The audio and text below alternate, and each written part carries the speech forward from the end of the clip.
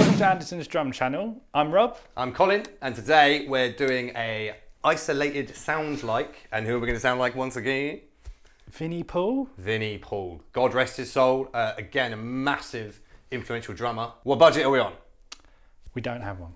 Ah, la, la. Which does mean we can Do what we want. Well, yeah, but none of the kits that we stock have rack toms big enough for him. Well, this is it. It's a 14, 15, 18. Two 24s. 24 by 24 at one point. But So- he's changed his kits. He went from Tama to Pearl. Last thing was D-drum. But I think that was more his Hell Yeah days. I'm just going to go full Pearl days. Okay, well, I think that's a good shout. Have you got any recommendations off the top of your head already? There's a drum kit that I know we have in the warehouse because it's not on the website. Okay. We'll put it on the website and it might sell. And it has 3 floor toms. So we'll just use 2 of the floor toms as rack toms. Might have to makeshift the tom stand a little bit, but think about how ridiculous that kit will be. So, but the angle will be really 80s, but That's absolutely fine by me. that's got 14, 16, 18. So we'll just use Okay. 14 and 16 rack toms. So that second tom isn't going to be bang on point, but as soon as we tune it up, it's going to sound immense. And we'll just put pinstripes on it because that's So basically sorry, what was the kit? Which Pearl? It's a Pearl Masters. So Oh, wicked. Okay. that's already what, $3,000 or whatever for that shell pack. About 2.5, I think. So that's absolutely spot on. Yeah, it's a fairly big kit. So Yeah. Well, let's. Okay. Do you want to look at cymbals next? So let's just have a little look down Sabian, because obviously we want to stick with it. But a lot of his cymbals have been discontinued now. AAs and some of the other ones as well have been discontinued, so it's going to be tricky. With Ride, do we need something with quite a bright bell? So maybe It what needs the to raw, be. He used to raw use bell one. a power bell. Yeah, it's an AA. Power my bell. So something like a raw bell would be brilliant. That'll have the AX explosion ride would be spot on as well, because you've got a nice, again, real good stick articulation. No idea if we've got that in stock. We don't we'll usually get to stock it, so let's see. Well, I mean, as I'm kind of scrolling down, we should definitely do a combination of AAX, because they'll be very, very close to the old AA, and HHX. So I think maybe some 18s, 19s. Yeah, but HHX, you 20s. only really want to use the extremes. Yeah. Because otherwise, if you use the Evolutions, they're really shimmery. It's not going to be too much. So we have actually got one of the extreme crashes in stock. Sweet. Pow. As we said before, the raw bell would be a perfect kind of addition. But what about like an AAX explosion ride or something? I mean, I need to double check whether we've got it in stock. Any of the explosions, hi-hats, crashes and rides, Yeah, they're all that'd fit. be wicked. So we've got one, okay, wicked. So we've got the explosion 21. It's a little bit smaller. I believe he used a 22, but again, should still get that fat articulation on it. So sticking with his, I know that we won't have 15 AAX hi-hats in stock. Maybe 14s? Do you know what we have got in stock though? Because I saw them the other day. 15-inch 2002s. But if we're sticking with Sabian, that doesn't really work. Yeah, it's a bit mix and match. It's a good shout. We've got some Sound Edge ones and they sound fat. So the AAX Explosion, so this is just going to be 1 inch smaller than, we're only 1 inch smaller than them. So the Explosion hi-hats, cymbal vote winner, and we do have one of those in stock as well, which is wicked. So what have we got? 14 hats. 14 hats. 21 ride. It's basically a little bit smaller. We've got a kind of amalgamation of the HHX Extremes and some of the AAX. Holy China, I mean, that's a 21-inch Holy China. That's absolutely on point as well. So I mean, let's have a look. ear-splittingly loud, but I mean, the 21 would be brilliant, but it's the 19 that we do have in stock, because I know that we've sold the 21 the other day. Amazing sounding cymbal. So we've got the Sabian AA Holy China 19 in stock, which sound brilliant for that kind of part. We do need a second China though. I know that we're running a bit low on our. What other Chinas bright Chinas have we got in stock then? So the XSR Chinas, I mean an 18, a fast stack as well. So let's try the 18, because the 18 is going to be a bit more, again, explosive, but I have a feeling, it's out of stock, I'm afraid, dude. We've definitely got the 16 in, so we'll just bash it. Yeah? Are you happy for me to play a 16-inch China? Yeah, it's 15 you break. Wicked. Okay, so that cymbal's done. What else do we need? Snare. So the snare, Vinny has his 14 by 8. He had the spiky snakeskin one, didn't he? Yeah. We had one of those in stock maybe about 10 years ago, and it went out in about 2 days. Amazing sounding snare. Probably to Neil Coppard, which if you're watching, you probably own that snare. Hi, Neil. So let's have a look. What are the 14x8? Well, you must have a few 14x8s. Natal do a 14x8. DW. Oh, what about that 14x8 mahogany free floater? You're a free floater. Right, 2 seconds. So I've done just a kind of generic search of the 14x8. Says the DWs might be nice. The modern utilities are actually amazing for the value, but obviously we're not on a budget. We don't have any kind of limitations. So let's just go for that first one that's come up, which is the black diamond one. Is that literally the first option? The first one that's come up, yeah. So let's. So the first 14x8. Our website's telling us something. That's in stock. Okay. Are you happy for us to go for that? What other ones do we have in stock? That's a good reserve, though. I mean, that's what. Yeah, absolutely. What are they? All maple. All maple. It's 475.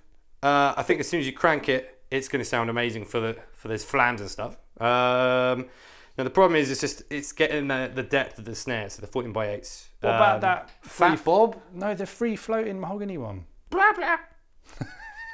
We do have a 14x6.5. Free floater on the website, but it's out of stock as well. It's not quite deep enough. So, what do you reckon? Happy with that DW one? Go for DW one. Wicked. Okay, so we've done kit, cymbals, snare. Then the last is double pedal again. Yep. So, with the trickier kind of footwork and stuff, I'd always choose a DW, but he's way more of a pocket groover. So I'm happy to branch out. Any recommendations? I do know that we need to use wooden beaters. Oh yes, of course, because he used the Danmar ones, didn't he? Yeah. And he also flipped his sticks the other way round. So just to get more of attack. But the bass drum, I always just remember really punchy. That's got to be Well, apparently he used to tape nickels to get that like fat kick sound. But he did use triggers in the studio. But he didn't use triggers in the studio. But triggers and live audio recording for his live at setup. The same time. Anyway, okay, so double pedals. Do we want to stick with Pearl, or do we want to branch out? It doesn't need to be direct drive, does it? You're not playing that quick. No. I mean, we've got some of the trick stuff in. I think that might be a bit overkill, to be honest, because it's not that quick, is it? What, the trick? No, the double pedaling. Oh, sorry, I was going to say the tricks are ridiculous for that. So, but I think something with a bit of a kind of fatter feel behind the. Just go normal double chain. Just pick any double chain we have in stock. So, as we said, trick are going to be a little bit overkill. A Tortec for $99.99. There's the DW, which is one of my faves, but let's see if we can use something else. Pearl Redline. I mean, because we've got the budget, maybe the next level up from there. So what about... Just go 3,000, get a Demon. What about a Pearl Demon Drive? I'm literally just about to say that. So the Demon Drive would be, I reckon that would be spot on. Because they're nice and quick. Have we got one? We do have one in stock. We're going to have to makeshift the tom stand, as you say, so we'll probably use some clamps or... I have to remember how skinny the floor tom brackets are. Yeah, no, Masterwork ones specific, aren't they? No, but the Masterworks ones come in and out, but I don't think they've got Masterwork. Well, I know they haven't got Masterworks one. We'll get to that, that's fine. So let's get the gear and see what our Pantera sounds like.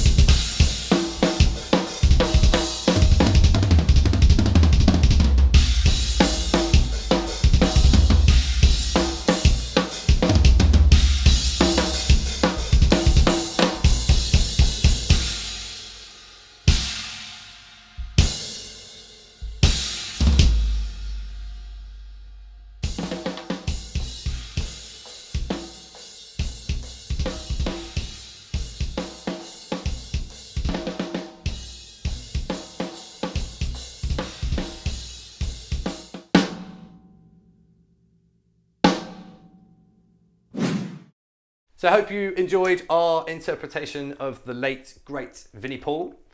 How do you think we got on, Sparrow? I think it took us longer to set it up than did play it. Because It was floor toms The floor toms were insane, wasn't it? As much fun as that kit was, I'm only a little dude. Yeah, to be honest.